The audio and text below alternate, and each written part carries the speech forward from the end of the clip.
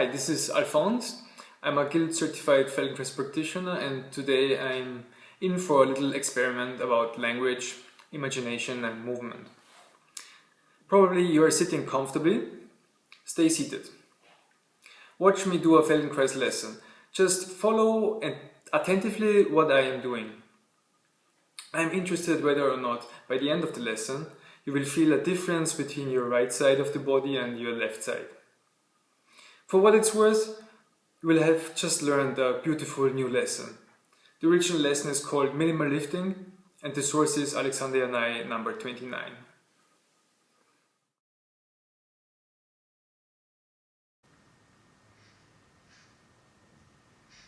I lie quietly on my back.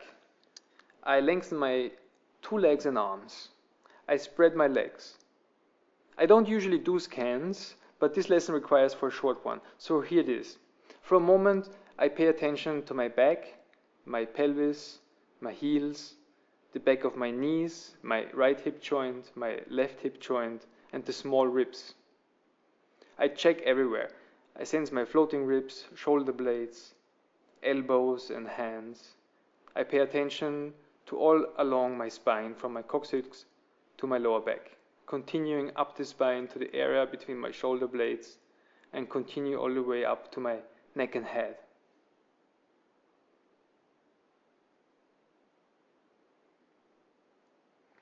Now I lift my right leg from the floor. I lift it slowly from the floor. I lift it the smallest amount I can. I try to lift my right heel. As my heel is lying, there is a bone and there is meat, meaning muscle. On lowering, I can feel that the meat touches the floor first and then my bone presses on it. I lift my heel only the small amount that leaves my skin touching the floor. I lift it a couple of times. If I had more time on my hands, I would lift it about 20 times. I try again and I lift it the smallest amount. I barely lift it. I lift a long extended leg. My legs are spread. I do not bend the knees. I do not bend my right knee. I do it slowly. I don't throw the leg. I listen to the smallest amount. Whatever I am now lifting, I lift less. I almost do not lift. I lift my right leg as if I wanted to slide a thin sheet of paper from under my right heel. I think there is a sheet of paper under my right leg, just my imagination. I lift my right leg only as high as necessary to slide that paper out and then lower my leg. I lower my leg and let it lie. Afterwards, extremely slowly, I lift it again so it doesn't go high. I lift it only high enough to pull a paper, an imaginary paper, out from underneath my leg. Then I lower my leg so it's completely free. I doesn't lift it a long time, just I lift it a bit and then put it back down again. I lift my right leg together with my exhalation. I wait until my chest is filled with air. I begin this minimal movement after air starts to come out of my lungs. I lower the leg and wait. I lift the leg again only after my chest fills with air.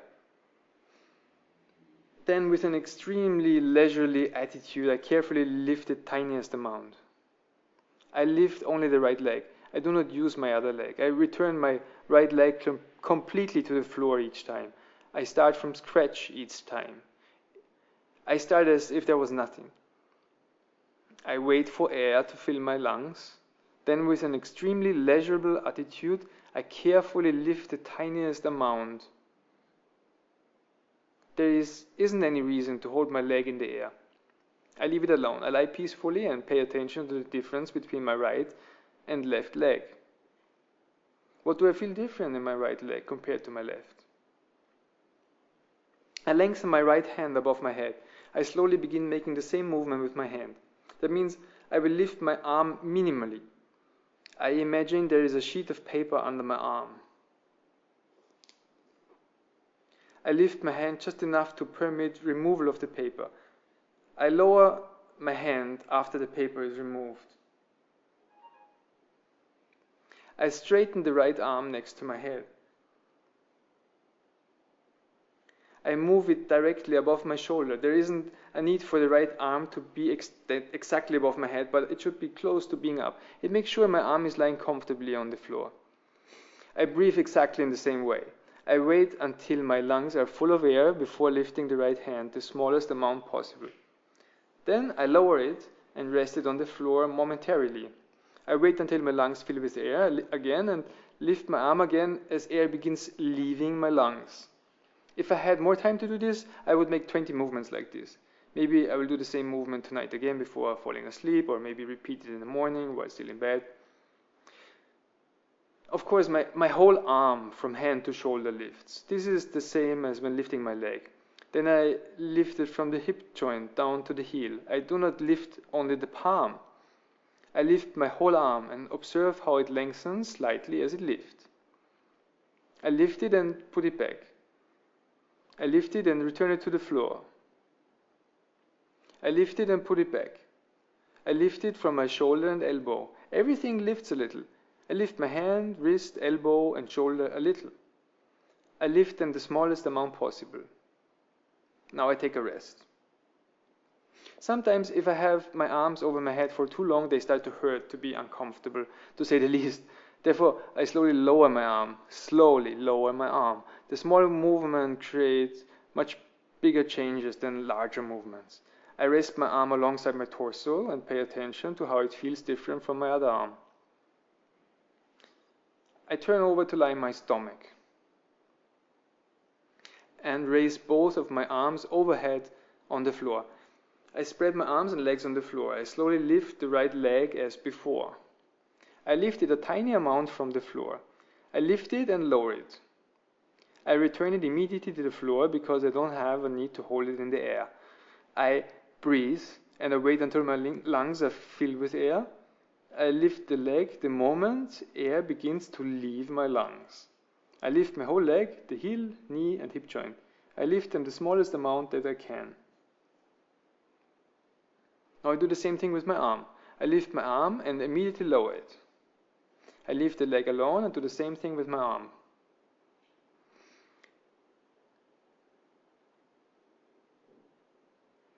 Then I do it with my leg again. I imagine there's a sheet of paper under my knee. I need to lift the right leg enough to allow someone to pull the paper out.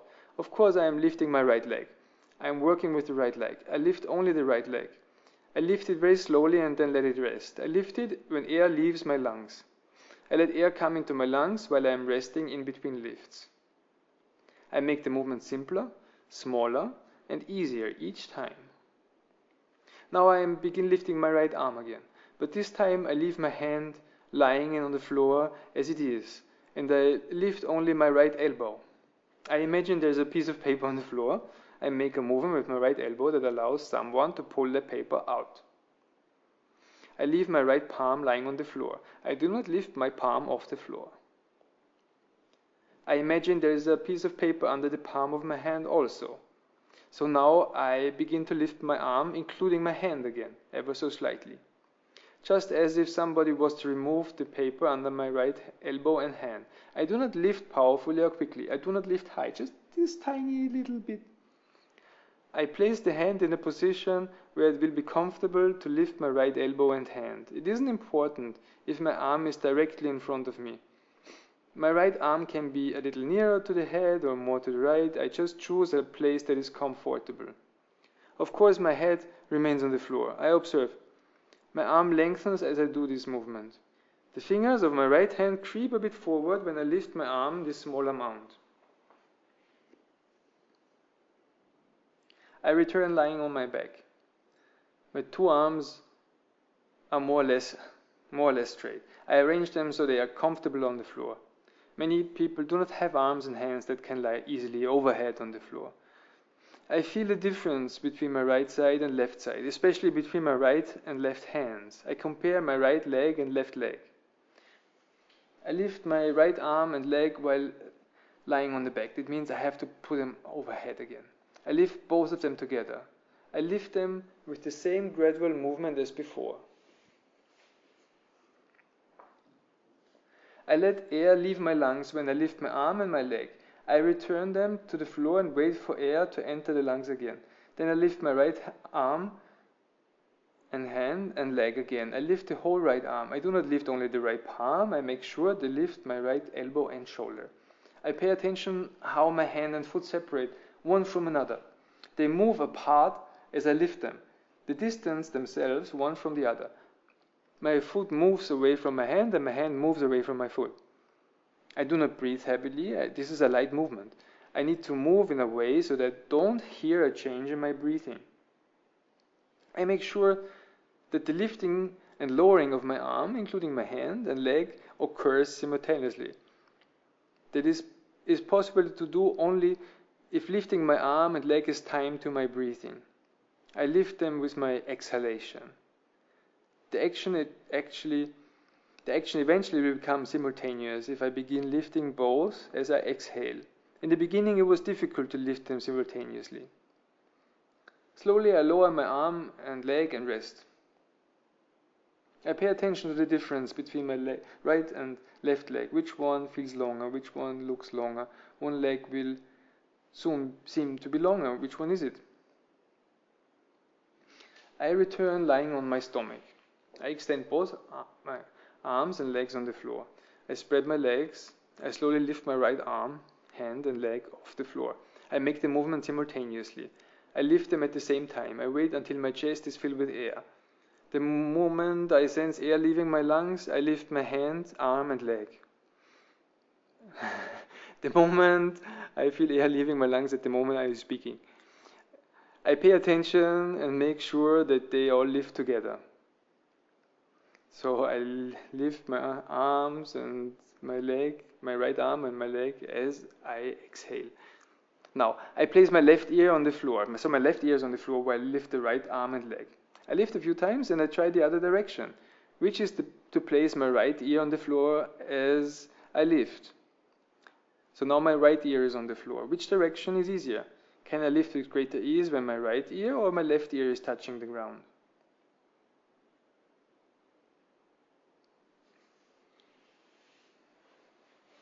So now I put my left ear on the ground again. I continue like this with the left ear on the floor. It should be easier to lift the right arm and leg when the left ear is on the floor. Otherwise, there might be something wrong with how the body is organized, as we say as Feldenkrais practitioners. The slower I prepare to do the movement, the more effective this lesson will be. I do the movement slowly and allow my right leg and arm to move away from one another. I organize my body so it's easy to do this movement. There isn't any need to make an effort with the arm and leg. I need to make it easier each time. I need to turn and organize myself so it's comfortable to do. I take a small rest on my back. Now, for a change, I put my left leg standing on the floor. I bend my left knee and place the left foot standing on the floor. I put my right arm above my head. I lift my right arm and leg. I lift and lower my arm and leg together. I try to lift them together and lower them together. I wait for the exhalation as before. I wait until my chest is full of air and start lifting my limbs when air begins leaving my lungs. I try if I can sense the moment air starts to leave my lungs. I pay attention. Can I sense greater ease when lifting my arm and leg compared to before? Is it more comfortable than before? I notice that my toes are turning outwards when I rest my right leg. The toes of my right foot are turning to the right when the leg returns to the floor. In other words, when I rest, I truly leave my leg alone. I am not holding it when I rest it. The essence is to lift the heel from the floor. It isn't important how I do it. All legs lift in the same way after they become free in the hip and elsewhere. I extend both legs and place both arms down by either side of my body. I rest. I take a small rest. Now, this is the part where you come into play. The lesson is almost over by now. Check in with yourself. Maybe you feel differences in your body too. Follow along with my observations. I pay attention to the difference I feel between my right and left leg. Which one is longer? Has it become clearly longer in one leg? I pay attention to my right and left arms. Are they different? I slowly lift my left leg. I pay attention to the difference. I lift my right leg and then my left leg. Now I can see why I did this lesson. I pay attention to differences in weight, length, and direction. I feel the way my right leg lifts and compare it to my left. Now I make many small movements with my arms. I lift my left arm and compare it to the way my right arm lifts. I lift my right arm a tiny amount, now I lift my left arm. I pay attention to the difference. I now see that I have an arm and leg I can listen to. I lifted my right arm and leg using minimal movements. They changed using these minimal movements. Both my arm and leg changed. All the muscles connected to the arm and leg also changed. I might even have an inkling of an impression that my face also changed. My mouth, cheek, and eye on my right side feel a bit different from the other side. Maybe I will see the difference later in the mirror. Maybe there's a notable difference in my face. I don't know. I have to check later. I roll onto my side and get up. I stand on my legs. I do not rush. I walk a bit. I see if I feel differently in my right and left leg. Now I feel my right arm. I lift my right arm to the ceiling and then I lift my left arm to the ceiling. I lift one and then the other. I pay attention to the difference between them. If I do nothing now, I will discover that the side I worked with, my right side, will feel different for hours. How is it for you?